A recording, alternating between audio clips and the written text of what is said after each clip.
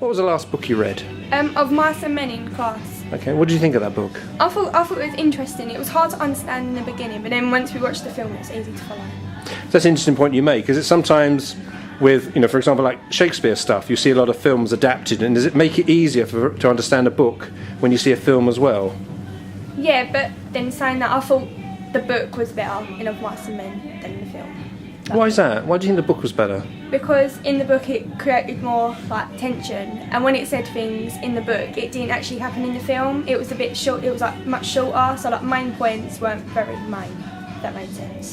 Yeah, I mean, what about holidays and things like that? Do you read on holiday?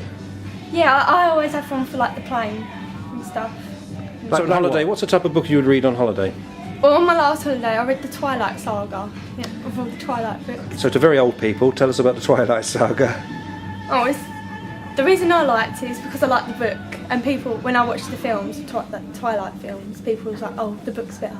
So I got the Twilight Saga for my birthday. I'm ready. Like Facebook and your writing. Do you write in a sort of shorthand way or a longhand way? Oh no, I used to when I was little because I couldn't text, but now I just use longer words because it's easier to understand. Right, otherwise it just looks like 5-year-old writing.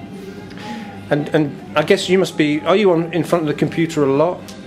I used to be, but not really now. I have my phone, so if I need to look at anything on Facebook, I just go on my phone. But you're still, I guess some would say, you're still looking at words all the time.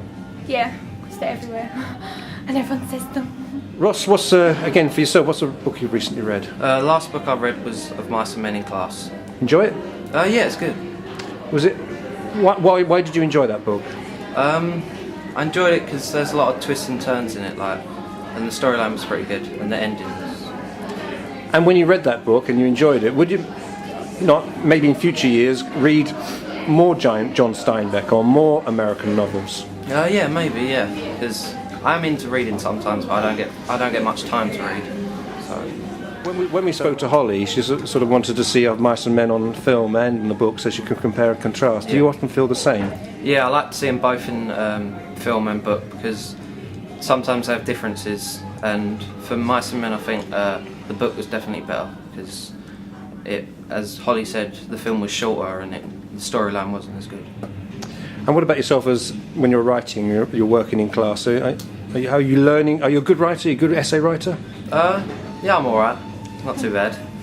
And do you feel you're learning? You feel your work is coming on? Yeah, definitely, yeah. Are you a novelist? Could you see a short story or a novel in you? It depends what it's about, really. If you had to choose a topic, so necessarily right now, choose a topic, what would you write about? I prefer dramatic writing, like more sad, kind of normally someone dies when I write. It's bad, but I think it makes a better story. Do you find it surprising when people of say in their 40s or older, say there wasn't really teenage books in their time? Does that surprise you?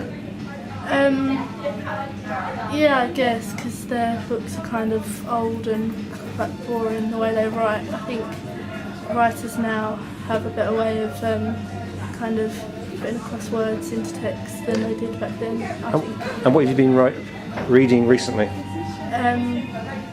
Recently I've been reading a lot of Mary Higgins Clark's books, and they're kind of about murder mysteries and stuff.